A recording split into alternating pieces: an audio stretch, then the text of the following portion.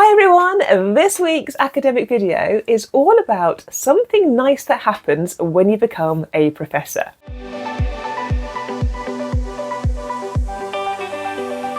Hey, if you're a returning subscriber, welcome back to the channel. If you are new, my name is Caroline. I'm a UK-based university physics lecturer. And this week I thought I'd chat about something nice that happened when you become a professor. I should just say up front that at my university we use the lecturer to senior lecturer to reader to professor kind of grading structure.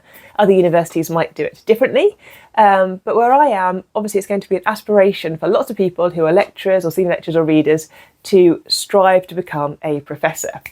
And you know, it's a big moment in your career. I mean, I've not made it there yet, so I can't talk from experience about becoming a professor, but I'd imagine that it takes, you know, so much work and effort to reach that status that when you do get that professor title ahead of your name, that is going to be a big moment in your career.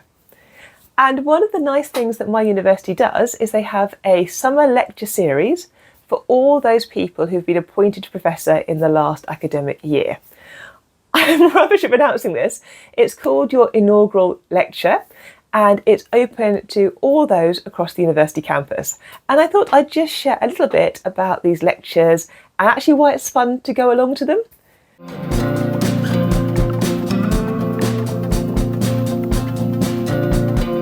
So as I said, at my university, this lecture series runs across the summer. And as I said, it's for those who've been appointed as a professor within that last academic year. And it's a lovely opportunity for the newly appointed professor to share a little bit about their research and kind of the area that they're involved in with their, not only their colleagues and maybe their students, but also their friends and family. So these lecture series for us, they happen early in the afternoon, so just across the lunchtime period. And you know, it's a ticketed event, so you had to get a ticket if you wanted to go. And you could choose which professors you wanted to go and see, because obviously they're all giving a different talk based on their own particular area. And you get usually one or two per week that you go along to view and to watch. And it's just a really good fun opportunity to learn more about one of your academic colleagues. So I'm in the physics department. I like to think that I know the research of my academic colleagues relatively well, but it's very hard to know in great depth what each of the academics are working on at any one point in time, because usually there's such depth and breadth going on within the department. You know, if you try to stay current with what all of your academic colleagues are doing, you might miss out on some of your teaching, or you might miss out on some of the other things that you need to fit into your kind of working week. So maybe my colleagues are better at this than I am, but I would say that I have a good understanding of those around me immediately as my academic colleagues and what they're working on. I have, you know, a working appreciation of those within my larger research group and what they're all working on.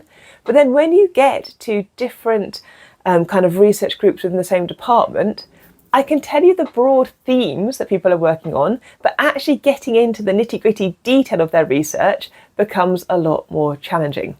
And so these lectures are a lovely opportunity to hear about a colleague's work in a bite-sized lecture format, and to just basically understand a little bit more about what they've been working on and how that has allowed them to get to professor. So obviously I am aspiring one day, I hope, to climb the ladder and become a professor, and therefore it's really useful to hear what other people had to do in order to make that kind of that academic jump.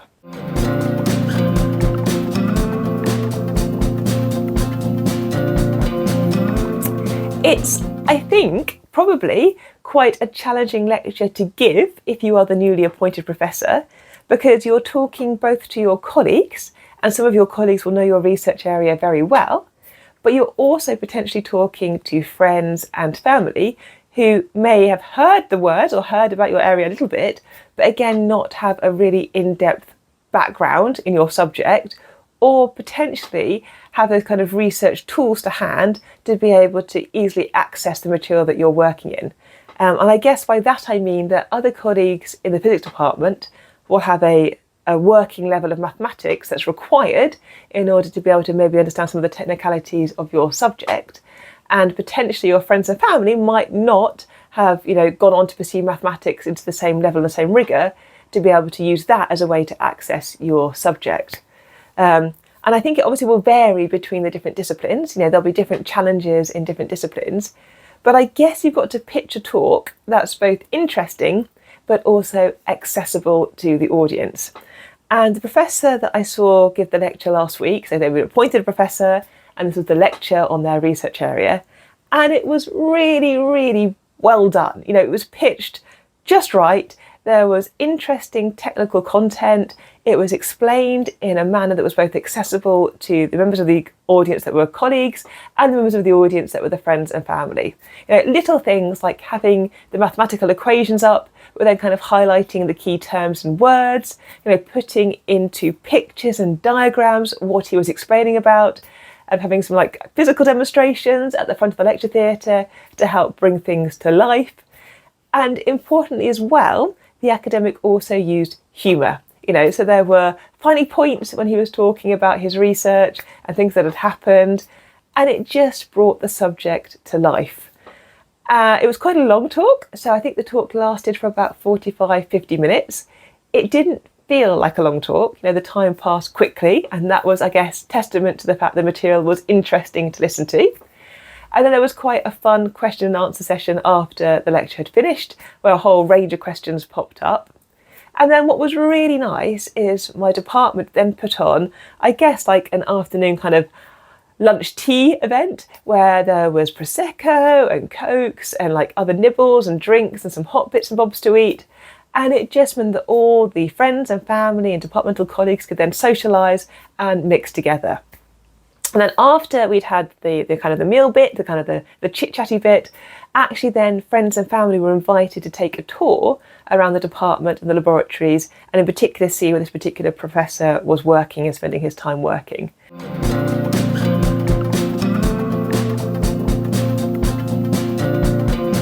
And so I think it just, you know, brought the whole department together. It's a really lovely way of celebrating when somebody's become appointed to become a professor.